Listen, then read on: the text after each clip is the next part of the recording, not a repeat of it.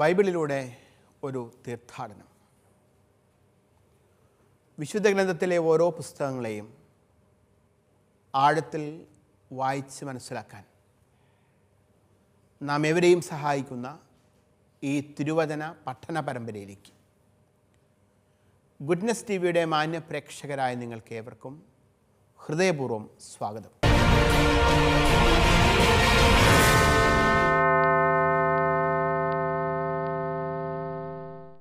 മക്കബായരുടെ ചരിത്രം നമ്മൾ പഠിച്ചുകൊണ്ടിരിക്കുകയാണ്.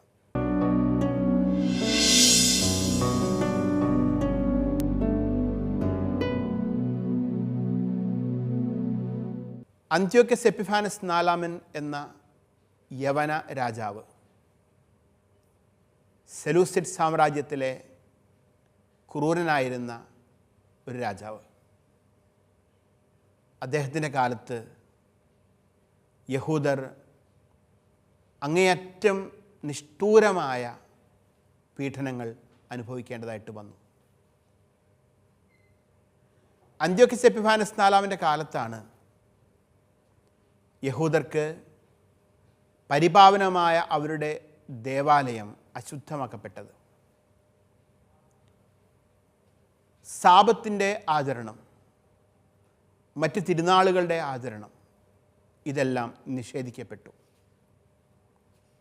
എന്തിനധികം യഹൂദരുടെ സ്വത്വത്തെ നിർണയിക്കുന്ന പരിച്ഛേദനം എന്ന ആചാരം പോലും നിഷേധിക്കപ്പെടുകയും നിരോധിക്കപ്പെടുകയും ചെയ്തു. യഹൂദരുടെ മതപരമായ ആചാരാനുഷ്ഠാനങ്ങളിലേക്ക് കടന്നു കയറിയ ഈ സെലൂക്യ ഭരണത്തിനെതിരെ ഒരു കുടുംബം, ഒരു പുരോഹിത കുടുംബം, ഹസ്മോണിയൻ കുടുംബത്തിൽപ്പെട്ടവർ ശക്തമായ ഒരു ചെറുത്തുനിൽപ്പ് നടത്തി. അതിന് നേതൃത്വം കൊടുത്തത് അക്കാലത്ത് തന്നെ വൃദ്ധനായിരുന്ന പുരോഹിതൻ മത്താത്തിയാസ് എന്ന വ്യക്തിയും അദ്ദേഹത്തിൻ്റെ മക്കളുമായിരുന്നു. അദ്ദേഹത്തിൻ്റെ മക്കളിൽ ഏറ്റവും മിടുക്കൻ യൂദാസ് എന്ന വ്യക്തിയായിരുന്നു. യൂദാസിൻ്റെ മറ്റൊരു പേരാണ് മക്കബേയൂസ് എന്നത്. മക്കബേയൂസ് എന്ന വാക്കിനർത്ഥം ഹാമർ, ചുറ്റിക എന്നാണ്. ഒരു ചുറ്റിക പോലെ ശത്രുക്കൾക്ക് മേൽ നിപതിക്കാൻ കഴിവുള്ള ശക്തനായ ഒരു പോരാളി കൂടി, യോദ്ധാവ് കൂടിയായിരുന്നു യൂദാസ് മക്കബേയൂസ്. ഈ യൂദാസ് മക്കബേയൂസിൻ്റെ നേതൃത്വത്തിൽ അതിശക്തമായ ഒരു ചെറുത്തുനിൽപ്പ് മക്കബായർ തങ്ങളെ പീഡിപ്പിച്ചിരുന്ന സെലൂക്യർക്ക് എതിരെ നടത്തി. തീർച്ചയായും ദൈവത്തിൻ്റെ സജീവമായ ഇടപെടലുകൾ കൊണ്ട് അത്ഭുതാവഹമായ വിജയങ്ങൾ ശത്രു സൈന്യങ്ങൾക്കുമേൽ അവർക്ക് ലഭിച്ചു. സെലൂക്യരുടെ സൈന്യാധിപന്മാരായിരുന്ന ഗോർജിയാസും സൈന്യവും ലിസിയാസും സൈന്യവും ഏദോമ്യരും അമ്മോന്യരും എല്ലാം ഇപ്രകാരം യൂദാസ് മക്കബേയൂസിനോടും മക്കബായരോടും ഏറ്റുമുട്ടി പരാജയം അറിഞ്ഞവരാണ്. പക്ഷേ ഇതിനിടയിൽ മറ്റൊരു സംഭവം നടക്കുന്നു. യഹൂദർ മക്കബായരുടെ നേതൃത്വത്തിൽ ഒരിക്കൽ കൂടി വളർന്നു വരുന്നു എന്നറിയുന്നവർ യഹൂദർ അവരുടെ ദേവാലയം പുനരുദ്ധരിച്ചതിലും പുനഃപ്രതിഷ്ഠിച്ചതിലും അസൂയാലുക്കളായവർ, ദേവാലയ നഗരത്തെ അവർ സുരക്ഷിതവും സുന്ദരവുമാക്കിയതിൽ കോപാകുലരായ അവരുടെ അയൽക്കാർ, അവരുടെ ഇടയിൽ നിവസിച്ചിരുന്ന യഹൂദരെ പീഡിപ്പിക്കാൻ ആരംഭിച്ചു. ഗലീലിയിലെ യഹൂദർ ഇപ്രകാരം ഒരുപാട് പീഡനങ്ങൾ അനുഭവിച്ചു. അനേകം പേർ കൊല്ലപ്പെട്ടു. ഗിലെയാദിൽ നിവസിച്ചിരുന്ന യഹൂദരും ഇപ്രകാരം തങ്ങളുടെ ചുറ്റുമുണ്ടായിരുന്ന ശത്രുക്കളാൽ വേട്ടയാടപ്പെട്ടു. അനേകർ കൊല്ലപ്പെട്ടു. സ്ത്രീകളും കുട്ടികളും അടിമകളായി പിടിച്ചുകൊണ്ടുപോകപ്പെട്ടു. ഈ സമയം ഗലീലയിലെയും ഗിലെയാദിലെയും ആളുകൾ സഹായം അഭ്യർത്ഥിച്ചുകൊണ്ട് ദൂതന്മാരെ ജെറുസലേമിലേക്ക് മക്കബായരുടെ അടുത്തേക്ക് അയക്കുകയാണ്. തങ്ങളുടെ സഹോദരങ്ങൾ അവർ നിവസിച്ചിരുന്ന ഇടങ്ങളിൽ ആക്രമിക്കപ്പെടുന്നു എന്നറിഞ്ഞപ്പോൾ, കൊല്ലപ്പെടുന്നു എന്നറിഞ്ഞപ്പോൾ തീർച്ചയായും മക്കബായർ ഒരുമിച്ചുകൂടി തങ്ങളുടെ സഹോദരങ്ങളെ എത്രയും വേഗം രക്ഷിച്ചെടുക്കാനുള്ള തീരുമാനമെടുത്തു. അതിനായി യൂദാസ് മക്കബേയൂസിൻ്റെ നേതൃത്വത്തിൽ ഒരു വലിയ സമ്മേളനം വിളിച്ചു കൂട്ടുന്നു. ആ സമ്മേളനത്തിൽ ദൈവത്തിൻ്റെ ഹിതവും ജനഹിതവും വെളിപ്പെട്ട് അതിൻ്റെ അടിസ്ഥാനത്തിൽ മക്കബായരുടെ സൈന്യത്തെ 3 വിഭാഗങ്ങളായി തിരിക്കുന്നു. അതിലൊരു വിഭാഗത്തിൻ്റെ നേതൃത്വം യൂദാസ് മക്കബേയൂസിൻ്റെ കൂടെ സഹോദരനായ ശിമയോനാണ്. ശിമയോൻ്റെ നേതൃത്വത്തിൽ ഏകദേശം 3000-ഓളം പേർ അടങ്ങുന്ന ഒരു സൈന്യം ഗലീലയിലേക്ക് പോവുകയും അവിടെയുണ്ടായിരുന്ന യഹൂദരെ വിമോചിപ്പിക്കുകയും ചെയ്ത് യൂദയായിലേക്ക് കൊണ്ടുവന്നു. മറ്റൊരു വിഭാഗം പോകുന്നത് യൂദാസ് മക്കബേയൂസിൻ്റെയും ജോനാഥിൻ്റെയും നേതൃത്വത്തിലാണ്. അവർക്ക് ഏറ്റുമുട്ടാനുള്ളത് അതിശക്തമായ അമ്മോന്യരുടെ സൈന്യത്തെയാണ്, സൈനിക തലവനായ തിമോത്തേയൂസിനെയാണ്. ഗിലെയാദിൽ പീഡനമനുഭവിച്ചിരുന്ന, വിവിധ സ്ഥലങ്ങളിലായി പീഡനമനുഭവിച്ചിരുന്ന തങ്ങളുടെ സഹോദരങ്ങളെ ഓരോന്നോരോന്നായി യുദ്ധവിജയങ്ങളിലൂടെ യൂദാസും കൂട്ടരും വിമോചിപ്പിച്ചു. ഇങ്ങനെയുള്ള അവരുടെ പ്രയാണത്തിൻ്റെ അവസാന ഭാഗത്തേക്കാണ് നമ്മളിപ്പോൾ എത്തി നിൽക്കുന്നത്.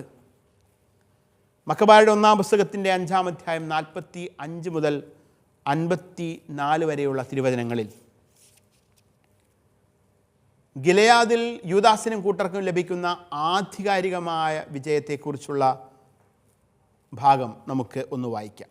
യൂദാദേശത്തേക്ക് പോകാൻ വലുപ്പ ചെറുപ്പ ഭേദമന്യേ ഗിലെയാദിലെ സകല ഇസ്രായേൽക്കാരെയും അവരുടെ ഭാര്യമാരോടും കുഞ്ഞുങ്ങളോടും വസ്തുവകകളോടും കൂടി യൂദാസ് ഒരുമിച്ച് കൂട്ടി. വലിയൊരു സംഘമായിരുന്നു അത്. അവർ എഫ്രോണിലെത്തി. അത് മാർഗമധ്യേയുള്ള വലുതും സുശക്തവുമായ ഒരു പട്ടണമായിരുന്നു. വലത്തോട്ടോ ഇടത്തോട്ടോ തിരിഞ്ഞ് അതിനെ ചുറ്റിപ്പോവുക സാധ്യമായിരുന്നില്ല. അതിലൂടെ തന്നെ പോകേണ്ടിയിരുന്നു. നഗരവാസികൾ കവാടങ്ങളിൽ കല്ലുകൾ വെച്ചവരെ പ്രതിരോധിച്ചു. അപ്പോൾ യൂദാസ് അവർക്ക് ഈ സൗഹൃദ സന്ദേശം കൊടുത്തുവിട്ടു: ഞങ്ങൾ നിങ്ങളുടെ ദേശത്തുകൂടെ ഞങ്ങളുടെ നാട്ടിലേക്ക് കടന്നുപോയിക്കൊള്ളട്ടെ. ആരും നിങ്ങളെ ഉപദ്രവിക്കുകയില്ല. കാൽനടയായി ഞങ്ങൾ പോയിക്കൊള്ളാം. എന്നാൽ വാതിൽ തുറന്നു കൊടുക്കാൻ അവർ വിസമ്മതിച്ചു. അതാതിടങ്ങളിൽ നിലയുറപ്പിക്കാൻ യൂദാസ് സൈന്യത്തിന് ആജ്ഞ നൽകി. സൈന്യം നിലയുറപ്പിച്ചു. അന്ന് പകലും രാത്രിയും അവർ നഗരത്തിനെതിരെ യുദ്ധം ചെയ്തു. നഗരം അവൻ്റെ പിടിയിലായി. പുരുഷന്മാരെയെല്ലാം അവൻ വാളിനിരയാക്കി. നഗരം ഇടിച്ചു നിരത്തി കൊള്ളയടിച്ചു. മൃതദേഹങ്ങളുടെ മീതെ കൂടി അവൻ നഗരം കടന്നു. അനന്തരം അവർ ജോർദാൻ കടന്ന് ബത്ത്ഷാനിന് എതിരെയുള്ള വിസ്തൃതമായ സമതലത്തിലെത്തി. യൂദാദേശത്ത് എത്തുന്നതുവരെ യാത്രയിലുടനീളം യൂദാസ് ജനങ്ങളെ പ്രോത്സാഹിപ്പിക്കുകയും പിറകിലായി പോകുന്നവരെ ഒരുമിച്ച് കൂട്ടുകയും ചെയ്തുകൊണ്ടിരുന്നു. ആർക്കും ജീവഹാനി സംഭവിക്കാതെ എല്ലാവരും സുരക്ഷിതരായി മടങ്ങിയെത്തി.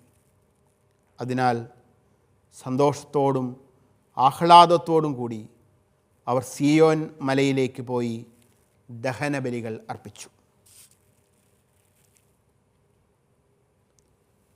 ഗിലെയാദിലെ വിവിധയിടങ്ങളിൽ ബന്ധനസ്ഥനായിരുന്ന യഹൂദരെ മുഴുവൻ യൂദാസും കൂട്ടരും ഇതിനകം വിമോചിപ്പിച്ചു.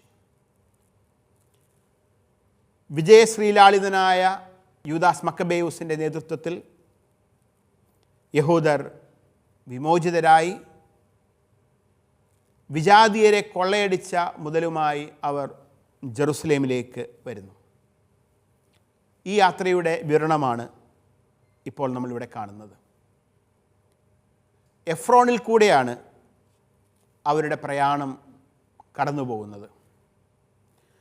എന്നാൽ എഫ്രോണിലേക്കൂടെയുള്ള അവരുടെ യാത്രയ്ക്ക് ഉള്ള സ്വാതന്ത്ര്യം അവർക്ക് നിഷേധിക്കപ്പെട്ടു.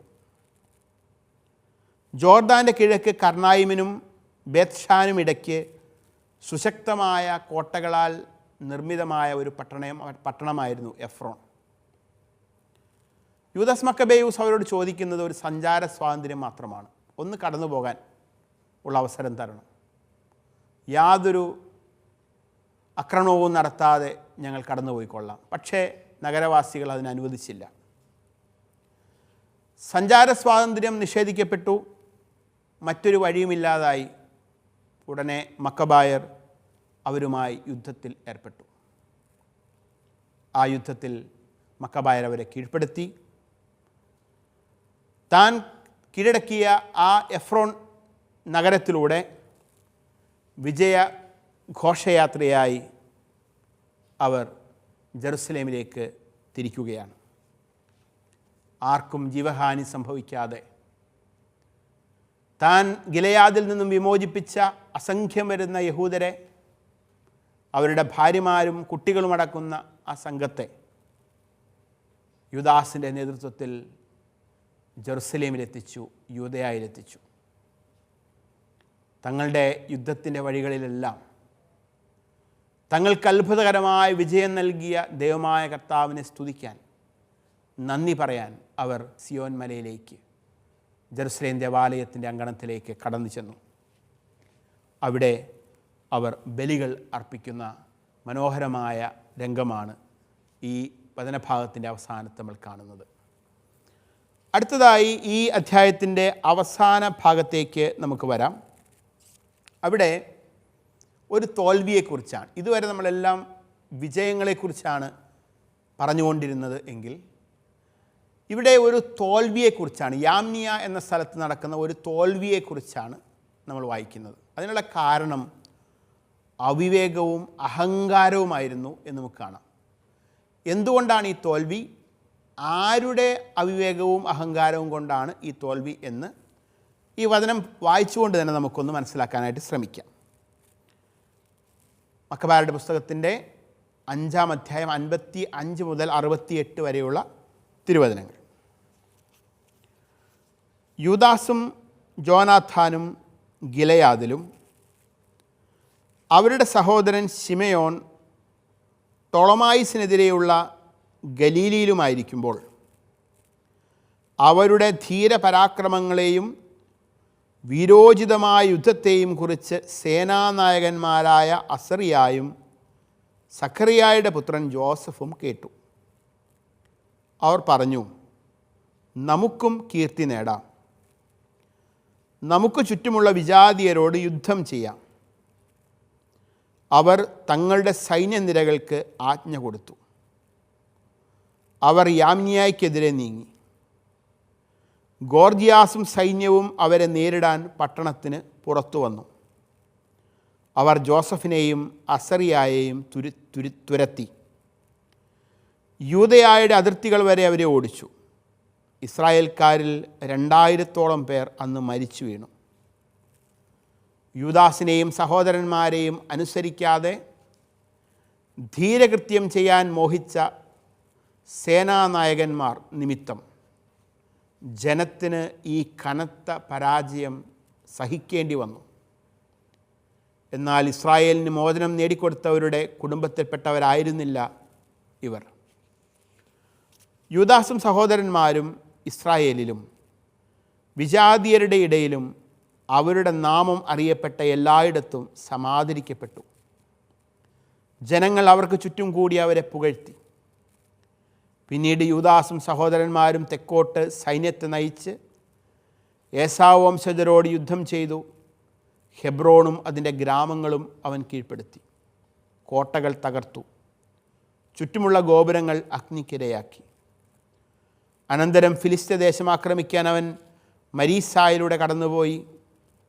അന്ന് തങ്ങളുടെ ധീരത പ്രദർശിപ്പിക്കാൻ ബുദ്ധിശൂന്യമായ യുദ്ധത്തിന് പുറപ്പെട്ട ഏതാനും പുരോഹിതന്മാർ മരിച്ചു വീണു. യൂദാസ് ഫിലിസ്ത്യ ദേശത്തെ അസോത്തോസിലേക്ക് തിരിച്ചു. അവൻ അവരുടെ ബലിപീഠങ്ങൾ തകർത്തു. ദേവന്മാരുടെ കൊത്തുവിഗ്രഹങ്ങൾ തീയിലിട്ട് ചുട്ടു. നഗരങ്ങൾ കൊള്ളയടിച്ചതിന് ശേഷം അവൻ യൂദാദേശത്തേക്ക് മടങ്ങി.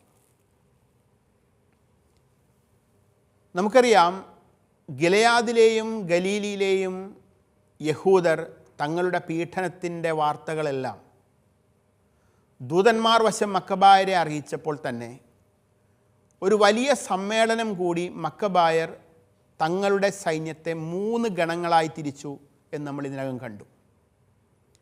അതിലൊന്നാമത്തേത് ശിമയോന്റെ നേതൃത്വത്തിൽ ഗലീലിയിലേക്ക് പോയി.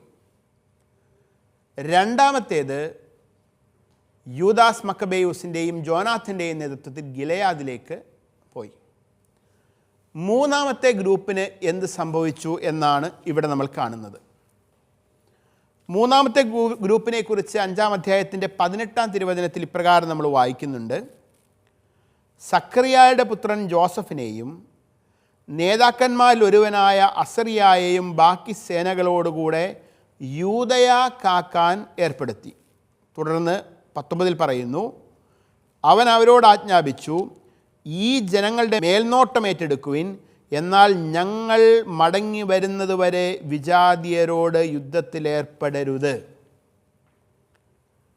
ഞങ്ങൾ വരുന്നതുവരെ വിജാതിയരോട് യുദ്ധത്തിലേർപ്പെടരുത് എന്ന ഉപാധിയോടെ യൂദ സംരക്ഷിക്കാനുള്ള നിയോഗമാണ് അസറിയായ്ക്കും ജോസഫിനും ഉണ്ടായിരുന്നത്. ഒരു കാരണവശാലും നിങ്ങൾ വിജാതീയരുമായി ഞങ്ങളില്ലാത്തപ്പോൾ ഒരു യുദ്ധത്തിന് പോകരുത്. എന്നാൽ ഈ ജോസഫും അസറിയായും അവിവേകികളും അഹങ്കാരികളുമായിരുന്നു. അവർ യൂദാസ് മക്കബേയൂസ് നൽകിയ ഈ നിർദ്ദേശം അവഗണിച്ച് യാമിനിയായിൽ വിജാതീയരുമായി ഒരു യുദ്ധത്തിന് പോയി. വലിയ പരാജയം അവർക്ക് സംഭവിക്കുകയാണ്. വലിയ പരാജയം സംഭവിച്ച് തകർന്നടിയുന്ന അവരുടെ പരാജയത്തിനുള്ള കാരണം എന്താണെന്ന് തിരുവചനം പറയുന്നുണ്ട്.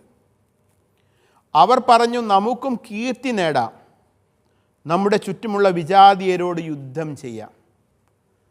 കീർത്തി നേടാനും വിജാതീയരോട് യുദ്ധം ചെയ്യാനുമായി അസറിയായും ജോസഫും നേതൃത്വം കൊടുത്ത് അവിടെ ഉണ്ടായിരുന്ന ജനം പോയപ്പോൾ യുദ്ധത്തിൽ അവർ അമ്പേ പരാജയപ്പെടുകയും 2000-ഓളം യഹൂദർ കൊല്ലപ്പെടുകയും ചെയ്തു. ഇതാണ് അവിവേകത്തിനും അഹങ്കാരത്തിനും അവർക്ക് ലഭിച്ച വലിയ തോൽവി എന്ന് പറയുന്നത്.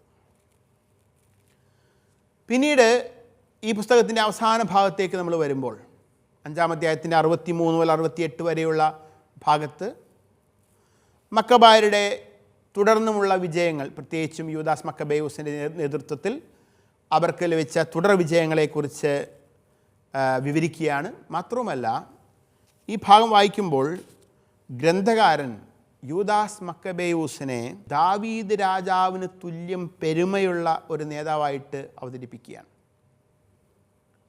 ജോർദാൻ്റെ കിഴക്ക് ഭാഗത്ത് നിന്ന് വടക്കോട്ടുള്ള വഴിയിലെ നഗരങ്ങളെല്ലാം യൂദാസ് മക്കബേയൂസ് യുദ്ധത്തിലൂടെ കീഴ്പ്പെടുത്തുന്നു. ഇങ്ങനെ യൂദാസ് മക്കബേയൂസിൻ്റെ യുദ്ധവിജയങ്ങളെല്ലാം കാണുമ്പോൾ ചില യഹൂദ പുരോഹിതന്മാർക്ക് അമിതാവേശമുണ്ടാകുന്നു. ജോസഫും അസറിയായും പരാജയപ്പെട്ടതുപോലെ അവരും പരാജയമടഞ്ഞ് അവരുടെയും ജീവഹാനി സംഭവിക്കുന്നു. ചുരുക്കത്തിൽ ഒരേ സമയം വിജയങ്ങളും പരാജയങ്ങളും നമ്മളിവിടെ കാണുന്നുണ്ട്.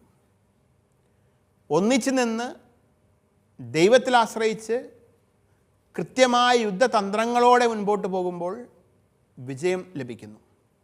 എന്നാൽ സ്വന്തം കീർത്തിക്കും സ്വന്തം താല്പര്യത്തിനും അവിവേകത്തോടെ അഹങ്കാരത്തോടെ യുദ്ധത്തിന് ഇറങ്ങുന്ന ആളുകൾ യുദ്ധത്തിൽ പരാജയപ്പെടുകയും കൊല്ലപ്പെടുകയും ചെയ്യുന്നു. ഇക്കാര്യമാണ് നമ്മൾ ഈ ഗ്രന്ഥത്തിൻ്റെ 5-ാം അധ്യായത്തിൽ കാണുന്നത്. ചുരുക്കത്തിൽ 5-ാം അധ്യായം വലിയ വിജയങ്ങളുടെ കഥയാണ് നമ്മുടെ മുമ്പിൽ കൊണ്ടുവയ്ക്കുന്നത്. തങ്ങളുടെ തന്നെ സഹോദരങ്ങൾ അവരായിരിക്കുന്ന ഇടങ്ങളിൽ പീഡിപ്പിക്കപ്പെട്ടപ്പോൾ മക്കബായർ തങ്ങളുടെ ജീവനെ തന്നെ തൃണവൽഗണിച്ചുകൊണ്ടാണ് തങ്ങളുടെ സഹോദരങ്ങൾക്ക് വേണ്ടി പട പൊരുതിയത്, അവരെ വിമോചിപ്പിച്ചത്. അങ്ങനെ മക്കബായരെക്കുറിച്ച് ജനത്തിന് വലിയ ആദരവ് ഉണ്ടായിരുന്നു. തിരുവചനം ഇപ്രകാരം സൂചിപ്പിക്കുന്നു: ജനങ്ങൾ അവരെ അത്യധികം ആദരിച്ചു.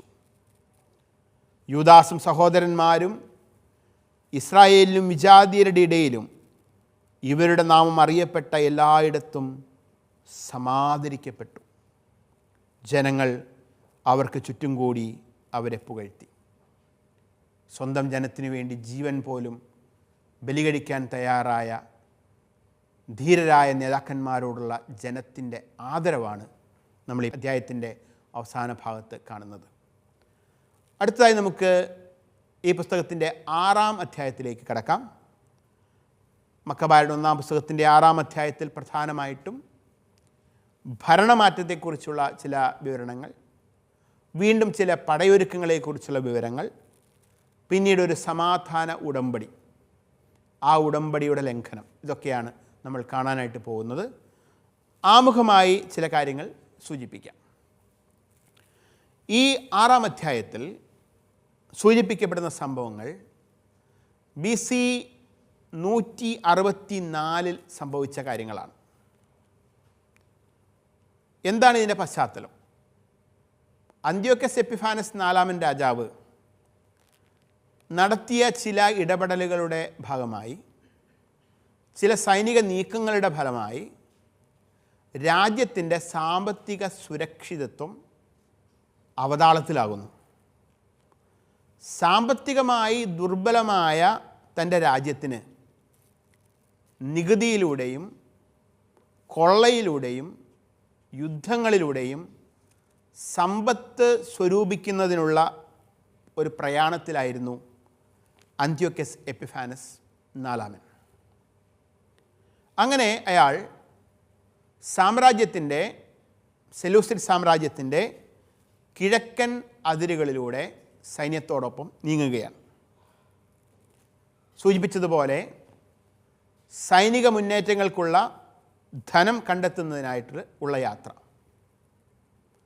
പ്രധാനമായിട്ടും അക്കാലത്ത് വിലപിടിപ്പുള്ള സ്വർണങ്ങൾ കൊണ്ടും വെള്ളികൾ കൊണ്ടുമെല്ലാം നിർമ്മിതമായിരുന്ന പാത്രങ്ങളും ധനവുമൊക്കെ സമാഹരിക്കപ്പെട്ടിരുന്ന ദേവാലയങ്ങളെല്ലാം ഇയാൾ ഈ പോകുന്ന വഴിയിൽ കൊള്ളയടിക്കാൻ ശ്രമിക്കുന്നുണ്ട്. ഇതിനിടയിൽ അന്ത്യോക്കസ് എപ്പിഫാനസ് ഒരു പരാജയം രുചിക്കുകയാണ്. ഒരു ദേവാലയത്തിൻ്റെ കൊള്ളയടിയുമായി ബന്ധപ്പെട്ട് അയാൾ നടത്തിയ ശ്രമങ്ങൾ പരാജയമടയുന്നു. അയാൾ പിൻവാങ്ങേണ്ടി വരുന്നു. പിന്നീട് അയാൾ മരണമടയുന്നു. അയാളുടെ മരണശേഷം ഒരു ഭരണമാറ്റം സെലൂസിഡ് സാമ്രാജ്യത്തിൽ സംഭവിക്കുന്നു. ഈ സംഭവങ്ങളെയെല്ലാം, ഈ ചരിത്ര സംഭവങ്ങളെയെല്ലാം ദൈവശാസ്ത്രപരമായ ഒരു കാഴ്ചപ്പാടിലൂടെ മക്കബായ ഗ്രന്ഥകാരൻ ഇവിടെ വിവരിക്കുകയാണ്. ഈ അധ്യായത്തിൻ്റെ ഉള്ളടക്കം ഹ്രസ്വമായിട്ടൊന്ന് പരിശോധിക്കാം. 6-ാം അധ്യായത്തിൻ്റെ 1 മുതൽ 13 വരെയുള്ള തിരുവചനങ്ങളിൽ അന്ത്യോക്കസ് എപ്പിഫാനസ് 4-ാമൻ്റെ മരണം വിവരിക്കുന്നു. 14 മുതൽ 17 വരെയുള്ള തിരുവചനങ്ങളിൽ അന്ത്യോക്കസ് 5-ാമൻ എവുപ്പാത്തർ ഭരണത്തിലേക്ക് വരുന്നത് വിവരിക്കുന്നു. 6-ാം അധ്യായത്തിൻ്റെ 18 മുതൽ 27 വരെയുള്ള തിരുവചനങ്ങളിൽ ലിസിയാസിൻ്റെ 2ാമത്തെ ആക്രമണത്തെക്കുറിച്ച്, അതിൻ്റെ പശ്ചാത്തലത്തെക്കുറിച്ച് വിവരിക്കുന്നു. 6-ാം അധ്യായത്തിൻ്റെ 28 മുതൽ 31 വരെയുള്ള തിരുവചനങ്ങളിൽ ലിസിയാസിൻ്റെ സൈനിക ബലത്തെ അവതരിപ്പിക്കുന്നു. 6-ാം അധ്യായത്തിൻ്റെ 32 മുതൽ 39 വരെയുള്ള തിരുവചനങ്ങളിൽ യൂദാസിൻ്റെയും, യൂദാസ് മക്കബേയൂസിൻ്റെയും ലിസിയാസിൻ്റെയും പടയൊരുക്കങ്ങളെക്കുറിച്ചുള്ള വിവരണങ്ങൾ കാണുന്നു. 6-ാം അധ്യായത്തിൻ്റെ 40 മുതൽ 47 വരെയുള്ള തിരുവചനങ്ങളിൽ ആക്രമണങ്ങളും പ്രത്യാക്രമണങ്ങളുടെയും ചരിത്രം നമ്മൾ വായിക്കുന്നു. 48 മുതൽ 6-ാം അധ്യായത്തിൻ്റെ 48 മുതൽ 54 വരെയുള്ള തിരുവചനങ്ങളിൽ സെലൂക്യർ നടത്തുന്ന ചില ഉപരോധങ്ങൾ, അതിൻ്റെ കഥകൾ നമ്മൾ കാണുന്നു. ഏറ്റവും ഒടുവിൽ 6-ാം അധ്യായത്തിൻ്റെ 55 മുതൽ 63 വരെയുള്ള തിരുവചനങ്ങളിൽ പിൻവാങ്ങുന്ന സെലൂക്യ സൈന്യം, യഹൂദർക്ക് ലഭിക്കുന്ന മതസ്വാതന്ത്ര്യം, ഒരു ഉടമ്പടിയുടെ ലംഘനം, ഇങ്ങനെയുള്ള കാര്യങ്ങൾ നമ്മൾ കാണുകയാണ്. അപ്പോൾ ഈ അധ്യായത്തിൻ്റെ പ്രധാന പ്രതിപാദ്യം അടുത്ത ക്ലാസ്സിൽ നമുക്ക് വിശദമായി വചനം വായിച്ചുകൊണ്ട് തന്നെ വ്യാഖ്യാനിക്കാം.